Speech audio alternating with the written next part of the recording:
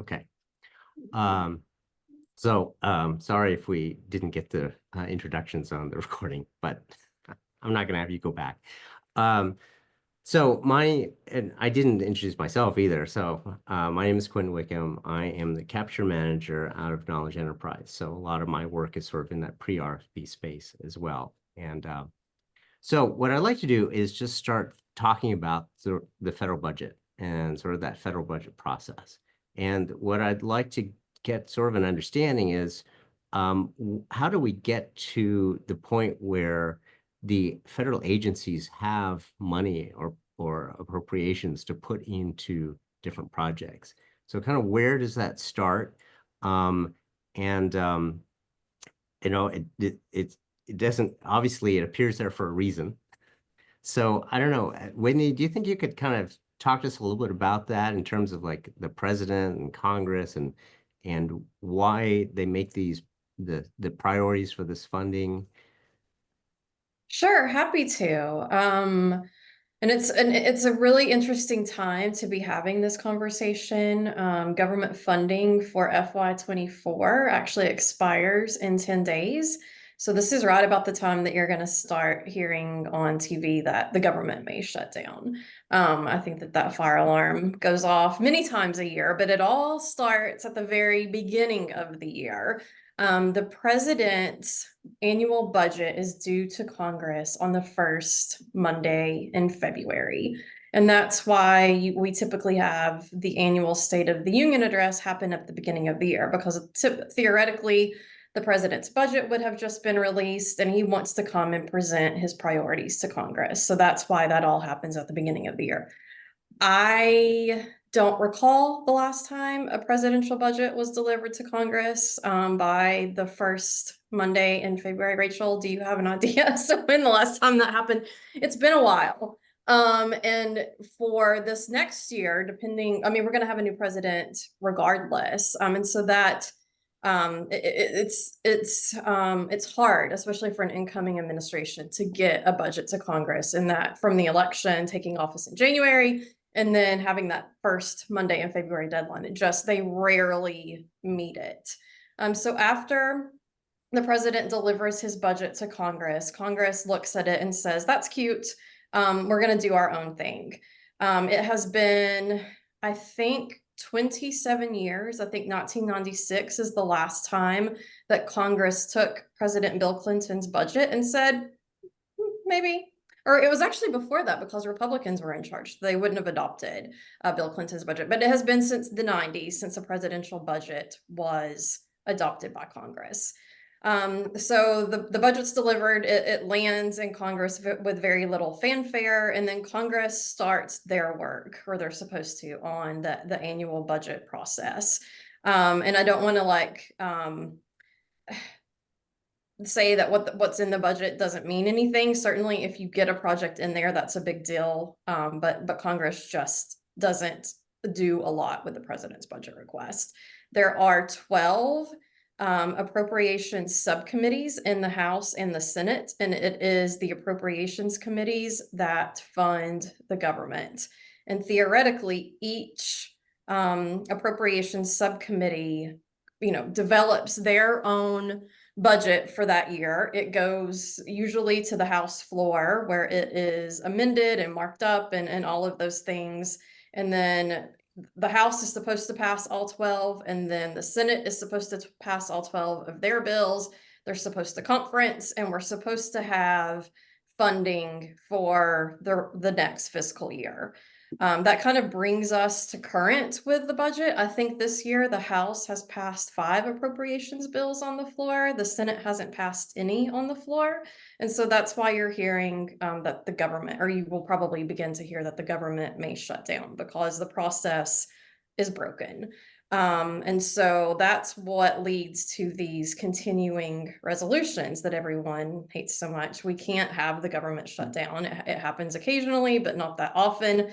So Congress the House and the Senate have to come together to figure out how they're going to pass a continuing resolution for a set amount of time.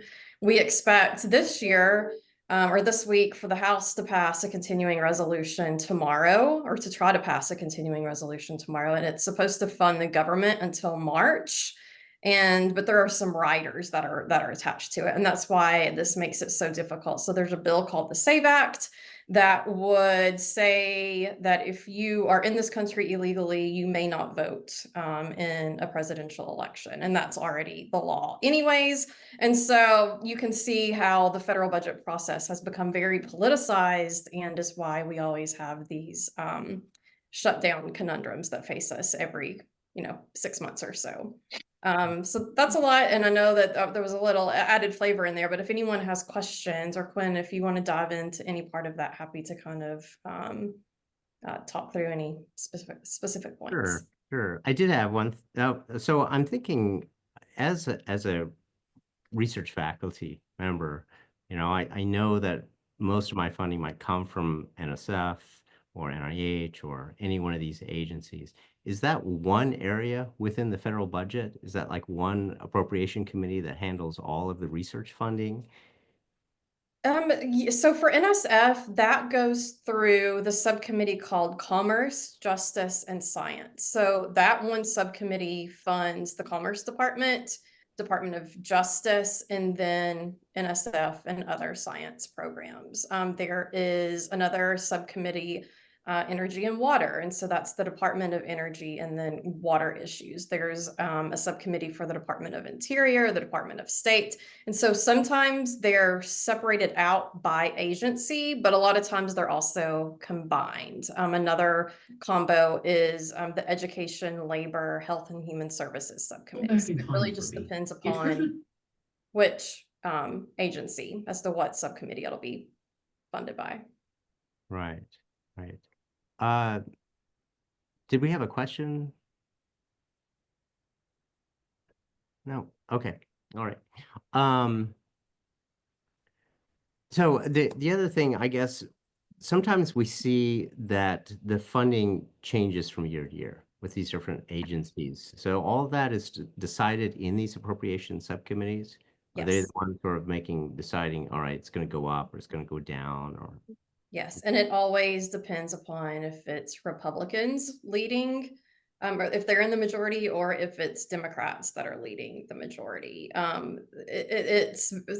mean, it isn't shocking, but everything is so political. Often, on the authorizing side of things, the committee names will change. A good example of that is right now, the House Education and Workforce Committee is led by Republicans, and so it's the Workforce Committee. If Democrats take control of the House next year, that committee will change to the Education and Labor Committee. And so it's just very political. Can't underscore that enough, depending Right. upon who's in charge. So these are congressmen who are leading these committees. They're making these decisions. Mhm. How is there any way to influence them? If I see the NSF budget starting to they're talking about dropping it, or, over maybe the next year they want to cut it, how would a faculty member sort of get involved? Is there a way to get involved to change that? Absolutely. That's a great question. So we have an internal ASU appropriations submission process. So if a faculty member has an NSF project or grant that they're working on, and they need extra funding for that, they are able to submit a request to our office that we will then submit to our delegation, and the delegation will prioritize those requests that we submit. We'll go in, we'll bring Rachel or someone from her team to discuss the importance of that NSF program or grant and what it means to ASU. And we will lobby them to have that be a part of the package that they submit to the Appropriations Committee for submission. And so it's a very long, arduous process, but we have been quite successful in advancing ASU priorities via the appropriations process. So that's where you sort of come in as a lobbyist. Yes. Are Mhm. there other lobbyists that sort of make a difference in terms of the funding for the programs? So we actually have a team of lobbyists that are outside consultants, and they're made up of former appropriations staffers. So they have the contacts within the appropriations committee that we are able to leverage to help our ASU priorities kind of rise to the top of the stack that gets submitted from other members of Congress. Okay. So so if faculty do want to get information to you, what's sort of the best way of doing that? I would suggest for those, especially that haven't dabbled in the appropriations process before, just to reach out to me. I'm happy to provide my email address, and our team can have a one-on-one briefing just to really walk through the nuts and bolts of the appropriations process. It's also a good time to say, hey, hey, here's what I'm working on. What can you do to help? And we are able to, take ideas and find a home for them within the structure that is the appropriations process. Okay, great. I know you gave a couple of slides and I have them in the deck. And I mean, we don't have to walk through them, but unless you want to, or I'll provide them as sort of There's brief. a timeline I think that may be helpful. Sure. I started Okay. with first Monday in February with the president's budget request, but we're actually in Yeah. the middle of our internal process right now. This one. Okay. So from August till October, our team is soliciting requests from the ASU enterprise, and there's a link there to our appropriations form. Yeah. I don't advise just clicking on it and trying to fill it out. It's we need a lot of niche information, so that's why I think that the briefing with our team is really helpful because we can help you fill out the form. Our deadline for appropriations requests for this next fiscal year, which is FY 26, is October the 25th. So once we hit October 25th, the portal's closed, we won't be able to accept new appropriations requests. We will collect what we have received, make sure, that we're not asking for $1 billion for some obscure program that our delegation is just gonna tell us to get out of their office about. So we package those, we send them on the KE side. Sally sees them and gives us a yes or no for projects that she wants to move forward. They then go to President Crow and he says yes or no. He's never said no. He wants us to move everything. So I wouldn't be intimidated by the fact that President Crow may see your request. He wants us to have an abundance of requests. And so from this November to January timeframe, we're really, we're working with the president's office. We have to prioritize them. Our offices make us list, 1 through 20, like what's our highest priority to our lowest. So we work with President Crow's office to determine that. And then we're also going into our delegation offices and trying to sell them on these priorities. And that's where our outside consultants and the contacts that they have really come into play. We submit to our members in February of next year. So that's right around the time that the president's budget request is coming out. And then from April till June, theoretically, Congress is drafting and writing their own appropriations bills. From June to August, that's when they should be putting these bills on the floor and passing them so that when we get to September next year, we aren't about to close the government. All of those bills should pass and be conferenced and on the president's desk by September 30th. That's not going to happen. We'll have a CR and it'll extend. I think this year we had FY24 funding squared away in March. So you could be submitting something to our office this month and it may not be determined until, March of 26. So it's a very long process, but we do our best. If you submit a request to us, we try to keep you in the loop as best we can. Yes, Sally loves this. We're going to move it forward. Yes, President Crow loves it. We're going to move it forward. We need you on a call with Senator Kelly's staff. They want more details about your project. And so it really is a partnership that we build with across the ASU enterprise to advance these. And I imagine there's a lot other lobbyists out there who are pushing the same Congress people. Yes. Yeah. Our friends at the South, U of A, they do the same thing. Yeah. NAU a little bit, but not as much. But yeah, and we, Even our city governments, they have their appropriations requests that they're pushing to our members, and we try to partner with them as much as we can, because if our members see that it's ASU and the city of Tempe that wants this thing, that also helps to validate the request. Right. Okay. All right. Thank you. Of Uh, course, happy to do it. yeah, Rachel, is there anything else we should have Whitney talk about? Yeah, I think that she gave you a great explanation of how political the process has become and what that means, and how this right now we're really waiting for the FY20 budget to come 25 budget to come out, because that's in a couple of weeks, and the agencies are under certain constraints about what they can spend before that money is made available. So Congress is sending that to the agencies, to the federal government, and in the meantime, it holds up that funding. And so what the agencies have been forced to do over the years, as this situation has happened over and over and over again, is that they will put out, they're not allowed to fund new programs under a continuing resolution. So while we're under that period, they cannot make announcements of new programs.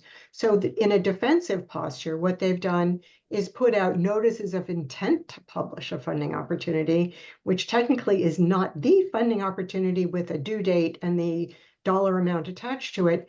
But it means that if you're interested in trying to understand where the money will be as soon as there's an appropriation, then you look at those. And I know a lot of people only look at the request for proposals, the call, the actual call. You're used to seeing that, and you're looking for that. If you wait for that, you're going to have a problem, because the whole fiscal year is going to be compressed by the amount of time that it takes for Congress to get the appropriations out.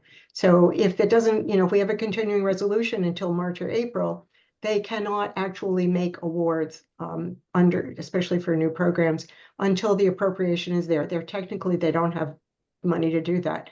If you're already being funded by a previous year appropriation, then the agencies may, in a fairly conservative way, restrict the amount of money that you're going to get under your award until there's an appropriation.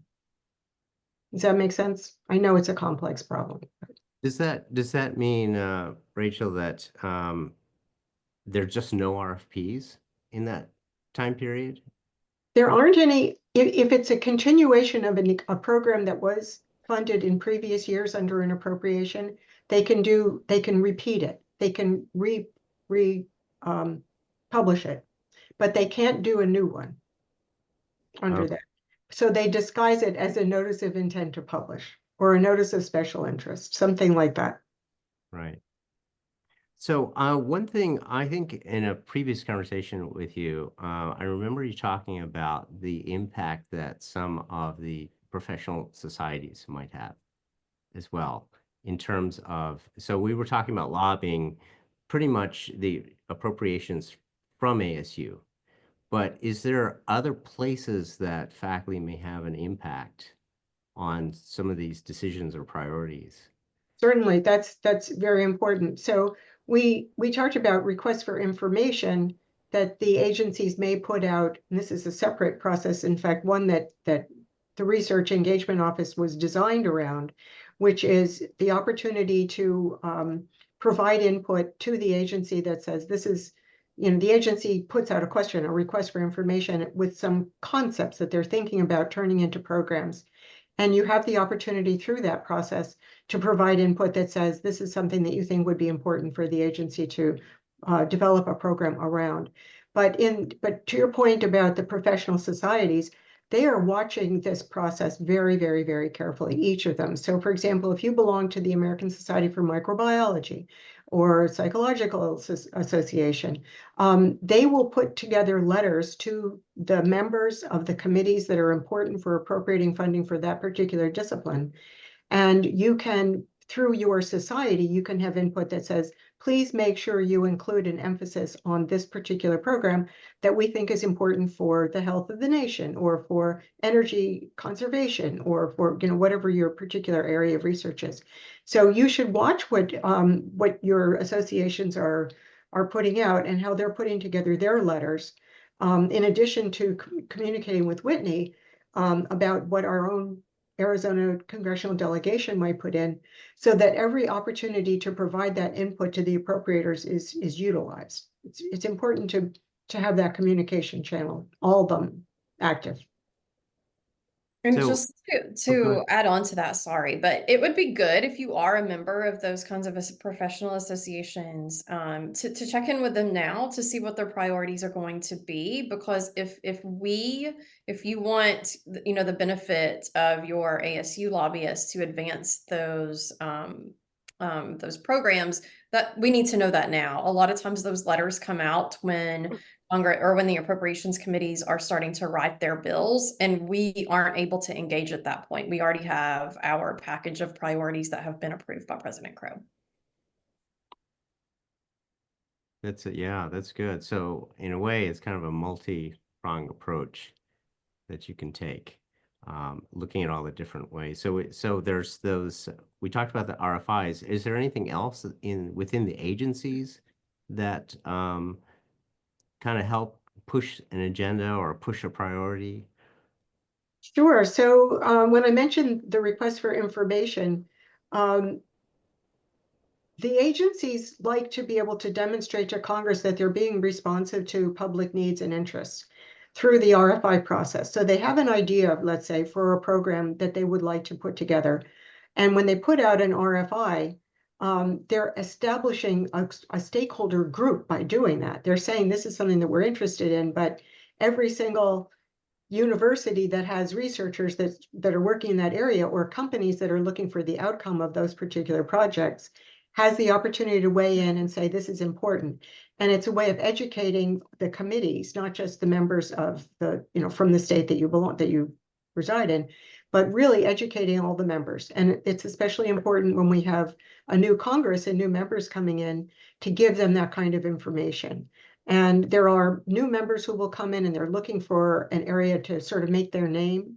And if they see that there's an RFI response that, and you should know, the responses to RFIs may be made public. So they're not always made public, but there's always the opportunity for the agency to make them public.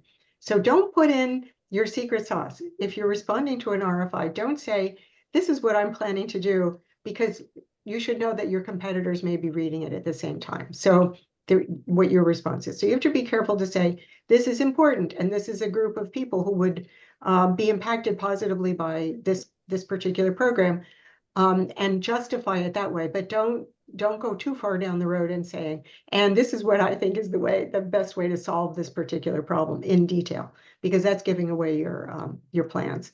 But it is it's a kind of a way of broadening the input that gets to Congress.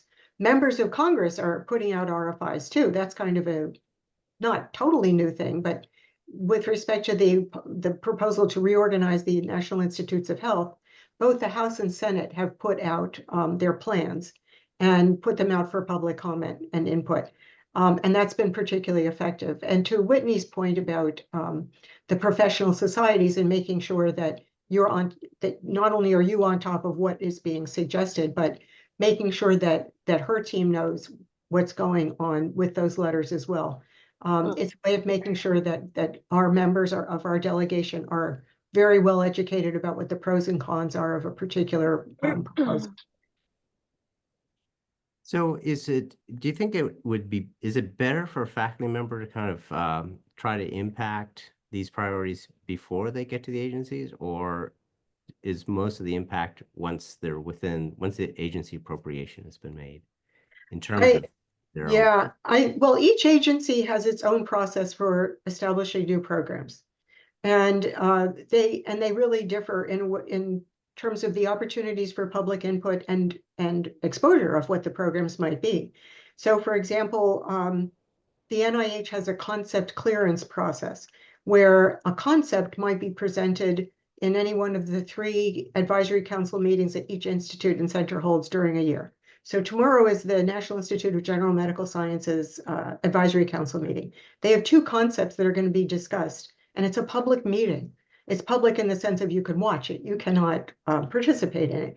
But when you're watching it, you hear the program manager proposing to this set of experts what they're thinking about as a new program. So you get a sense of what the conversation is. You understand what the experts are thinking and how it might be tweaked.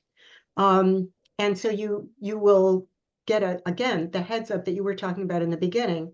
If you wait until the RFP comes out, you're way behind anybody else who was already watching this process from the very beginning. So you can have programs that bubble up from the program managers. You have ones that are top down that might come from the president of the United States or from the institute director or from your professional society. But it's a way of getting an advanced look at what might be coming in the future. And they're online. You can watch it in real time. And I encourage everybody to do that. DOE does it a slightly different way, NSF does it another way. In addition to becoming members of those expert councils, which we try to help people do, because then you're in the room when that discussion takes place.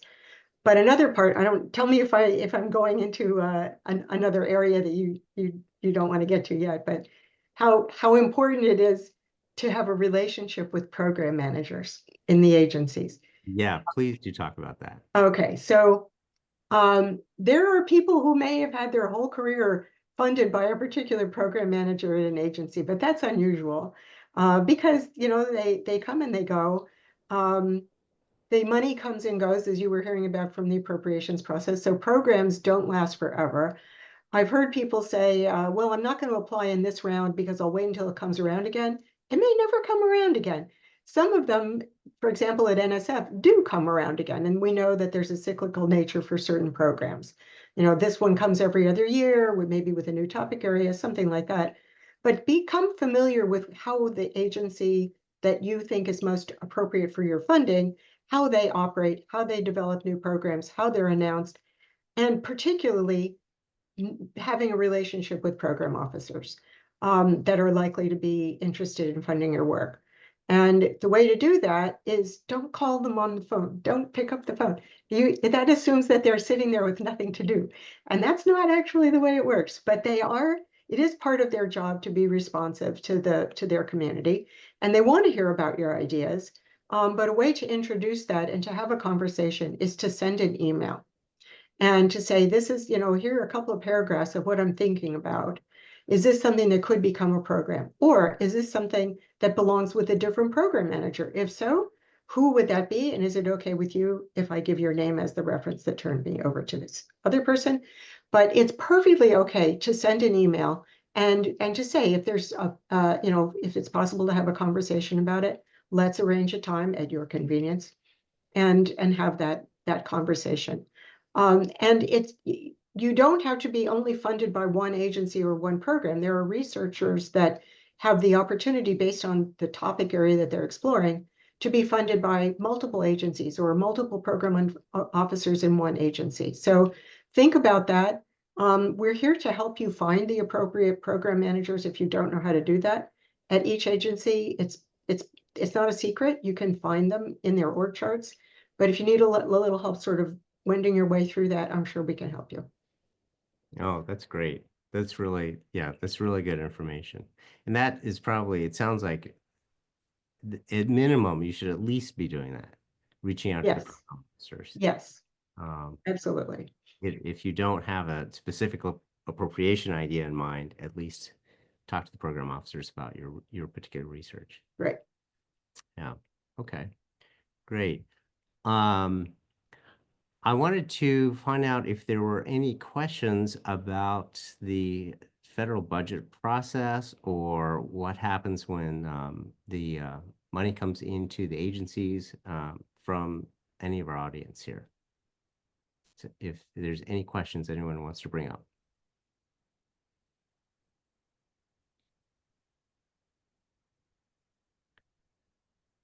Okay. Well, certainly if there are others, we can be reached by email. What I want to do now really is just say to Whitney and Rachel, is there anything else that you wanted to add? Any other ideas for One quick thing, not to muddy the waters anymore, but it's really just kind of piggybacks on all the things that Rachel just said about, how to help get ahead of the RFI process. We actually got an award on Friday from the DOE for the Irregular Warfare Center of Excellence. And this is something that was authorized way back. And authorized means before Congress can appropriate money, programs have to be like, Congress has to say, yes, we approve this. So there's like a two-step process for it. That's for another day because I don't want to like confuse people more than I already have. But in 2020, Congress said that DOD should create an irregular warfare center, and it should be named after Senator John McCain, and that they should, they being the DOD, should consider Arizona State University for this center. And so it's been a 4-year process trying to get DOD to do that. And we have written several appropriations requests that have flowed through the Defense Appropriations Subcommittee saying, DOD, as you're working to implement this, you have to consider, you know, an R1 institution located in the Southwest that has XYZ capabilities. And those things passed into law. We were able to, even though Congress originally said that ASU should be considered for this award, we had to draft appropriations requests, basically forcing them to give us this center. And so I'm highlighting that just as an FYI, if there is a niche capability that that we have that the agency should consider when considering the award, then we can put that in appropriations bill. That's how we get a leg up. And if we aren't doing it, our competitors are. So just want to flag that as another highlight. Congratulations, Whitney and team. Thank For your you. diligence and patience and persistence. Great, great news. It Yeah, is. Thank you. interesting that we've worked with that. Is there a time when everyone will be able to see the center?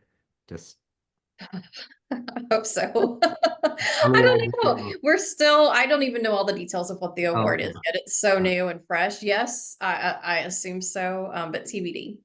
Yeah, On to the next big thing. Mhm. great. That's great.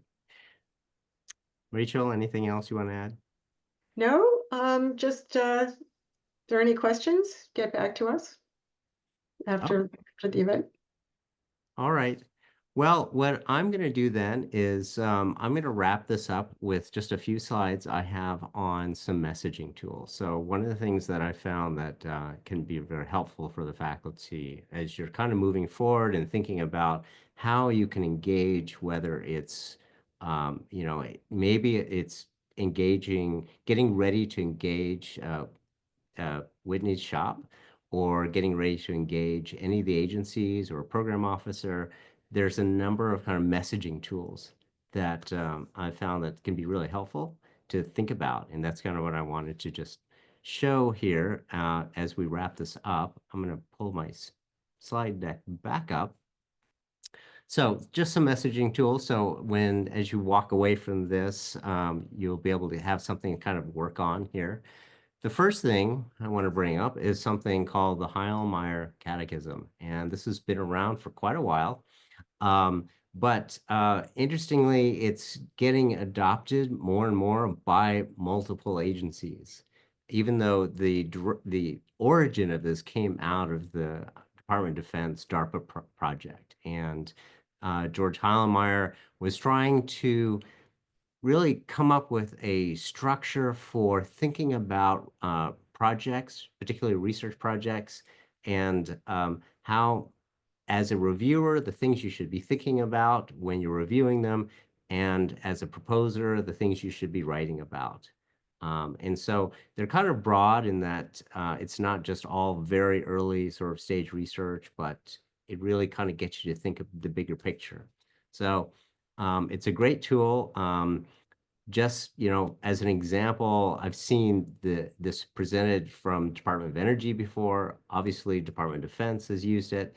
I've seen NASA bring it up before, and most recently, I even saw the ARPA-H, the new health agency, actually took this as well as a way to sort of instruct proposers and ideas of how to write.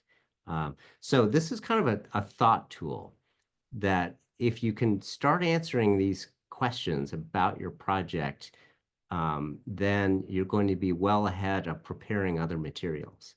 That's kind of where I'm getting to with this.